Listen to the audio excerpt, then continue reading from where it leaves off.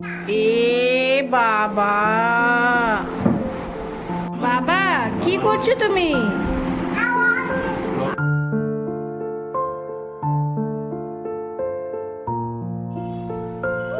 নেই নেই নেই নেই, বিড়াল আছে বাবা?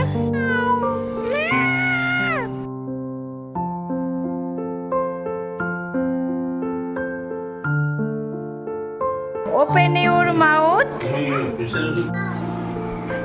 যা ভেঙে দিয়েছো তুমি, যা।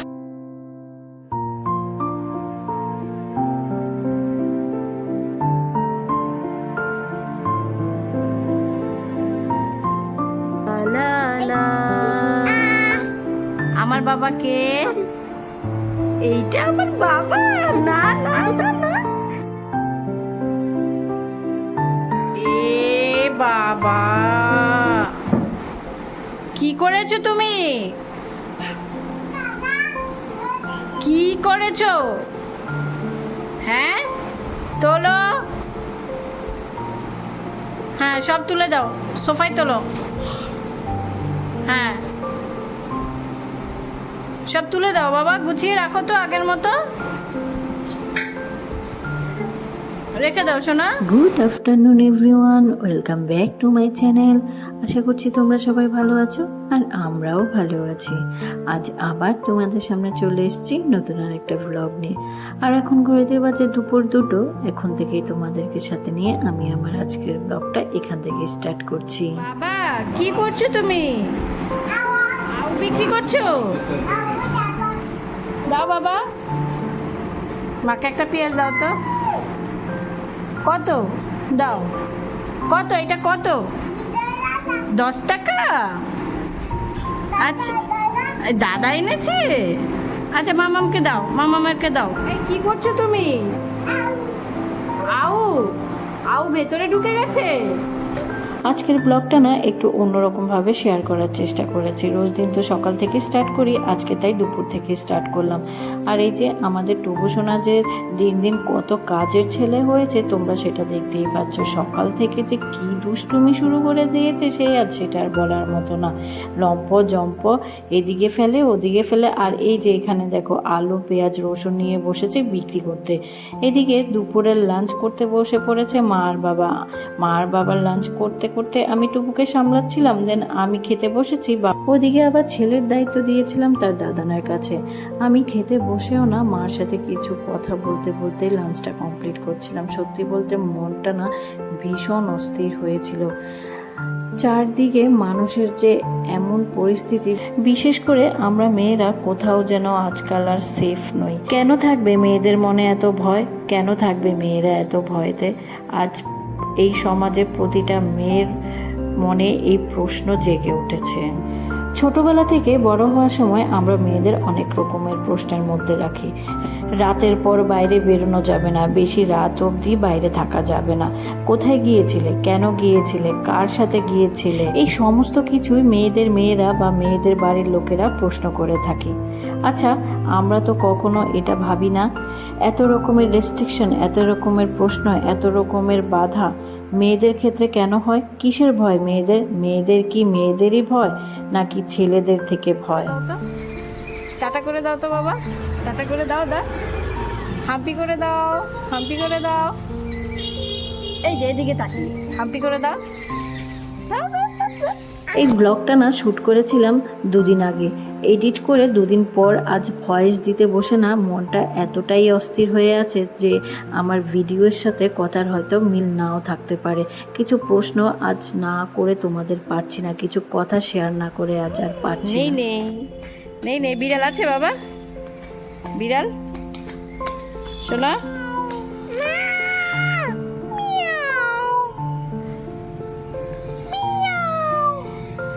দেখো লাঞ্চ কমপ্লিট করে টুবুকে এনে ঘুম পাড়িয়ে দিয়েছিলাম। ওকে ঘুম পাড়িয়ে কিছু এডিটের কাজ কমপ্লিট করে নিয়েছিলাম। ঘুম থেকে উঠেই সে আবার বায়না জুড়েছিল বাইরে বেরিয়ে যাবে।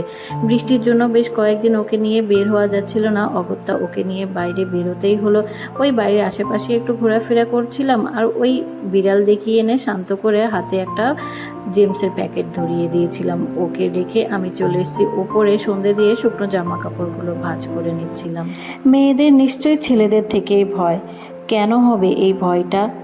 একটা ছেলে একটা মেয়ে দুজনেই যদি সমান হয়, তাহলে একটা মেয়ে একটা ছেলের থেকে কেন? ছেলেরাই নিশ্চয়ই সেই ভয়টা তৈরি করেছে। আর আমার মনে হয় কোথাও না কোথাও গিয়ে শিক্ষার একটু হলেও ব্যাপার থাকে, শিক্ষার একটু হলেও অভাব থাকে। যেমন ছোট থেকে মেয়েদের নানান রকমের প্রশ্ন করি, কেন গিয়েছিলে, কোথায় গিয়েছিলে, কার সাথে গিয়েছিলে, এই সময়ের পর বাড়ির বাইরে যাওয়া যাবে না। আমার মনে হয় ইট ইজ হাই টাইম আমরা ছেলেদের ক্ষেত্রেও ঠিক একই নিয়ম একইভাবে ব্যবহার করি। সন্ধে দিয়ে এসে ছেলেকে খাইয়ে দিয়েছি। এর মধ্যে অফিস থেকে ফেরার পথে হাজবেন্ড নিয়ে এসেছিল চুরমুর দিয়ে মুড়ি মেখে সকলকে টিফিন সার্ভ করে দিয়েছি। চা নিয়ে এসে যেই মুড়ি খেতে বসেছি, দেখো ছেলের কাণ্ড, নিজের কাপ থেকেই চাটা মাম্মাকে খাইয়ে দিচ্ছে। আসলে ওই আমরা তো চিনি ছাড়া লিকার চা খাই, তো ওই লিকার চাটাই একদম জলের মতো ঠান্ডা করে ওকে দেই, ওই একটু ভুলিয়ে রাখার জন্য। বাবা কি করেছো বাবা তুমি? এ বাবা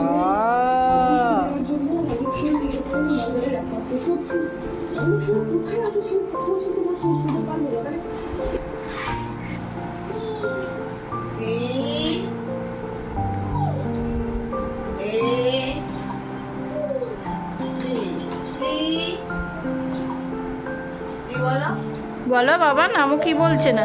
এই তো গুড বয়। সি, হ্যাঁ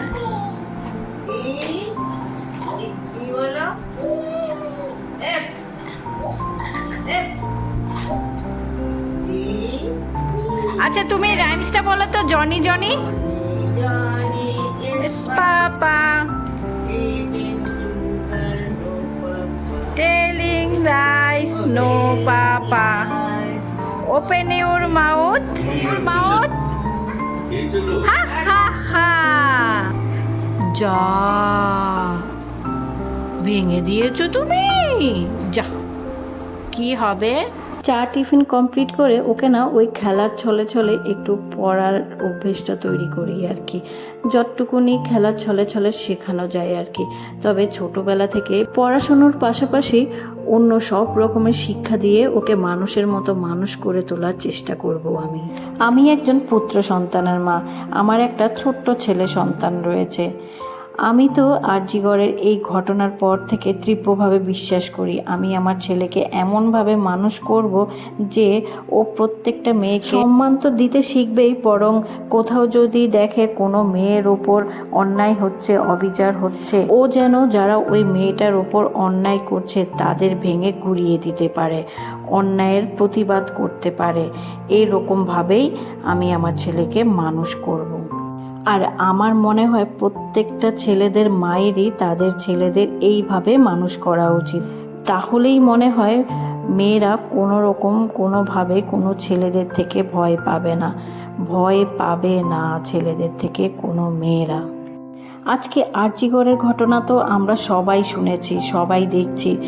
শুধুমাত্র বাংলা জুড়ে নয়, বাংলার বাইরেও মানে পশ্চিম বাংলার বাইরেও প্রতিবাদের ঝড় উঠেছে। আরজিগড়ের এই ঘটনাটা দেখার পর একের পর এক রিপোর্ট আসছে। কি করছো তুমি?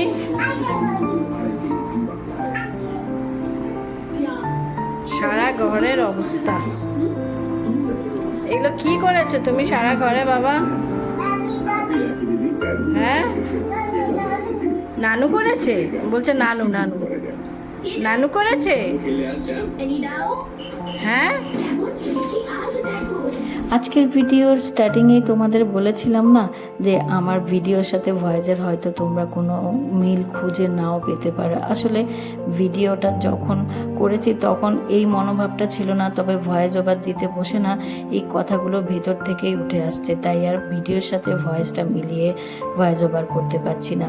সন্ধ্যের টিফিন কমপ্লিট করে ওর সাথে কিছুক্ষণ খেলাধুলো করে আমি চলে গেছিলাম রান্নাঘরে কিছু কাজ ছেড়ে নিয়েছি আর ভাতটাও করে নিয়েছি। আমি তো দুপুরবেলা একসাথেই রান্নাটা কমপ্লিট করে ফেলি, ওই রাত্রে শুধু ভাতটা করি আর ওই তরকারিগুলো গরম করি। আর এই যে কুমড়ো ফুলগুলো দেখতে পাচ্ছ, এগুলো না একসাথে কিন্তু এত ফুল ফোটেনি, একটা দুটো করে ফুটেছিল, আমি তুলে এনে জলে দিয়ে ফ্রিজে রেখে দিয়েছিলাম। আর অনেকগুলো যখন জড়ো হয়েছে ভাজা করে নিচ্ছি। এর মধ্যে ভাতটা করে নিয়ে টুবুকে রাতের ডিনারটা খাইয়ে দিয়েছি। ওকে খাইয়ে এসে কুমড়ো ফুলের বড়াগুলো ভেজে নিয়েছিলাম। আসলে যে কোনো ভাজা বা বড়া না গরম গরম খেতেই ভালো লাগে। আর হাজব্যান্ড তো দুপুরবেলা থাকে না, তাই রাত্রেবেলা গরম গরম ভেজে সবাই একসাথে ডিনারটা করি আর কি। এর মধ্যে বড়া ভাজা কমপ্লিট করে আমি আর হাজব্যান্ড ডিনারটা কমপ্লিট করে নিয়েছিলাম। আমাদের ডিনারের পর মা আর বাবা ডিনারটা সেরে নিয়েছিল। খানে মিথ্যে কথা কেউ বলে না, এখানে অসৎ পথে কেউ চলে না, এখানে মিথ্যে কথা কেউ বলে না,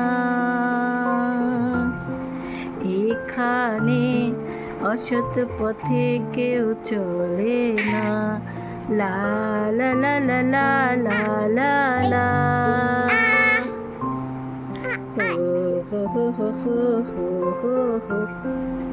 আচ্ছা বাবা, আমার বাবা কে? এইটা আমার বাবা? না না না না, আমার বাবা কে? না না, আমার বাবা কে? কে আমার বাবা? না না, আচ্ছা আমার গুড বয়।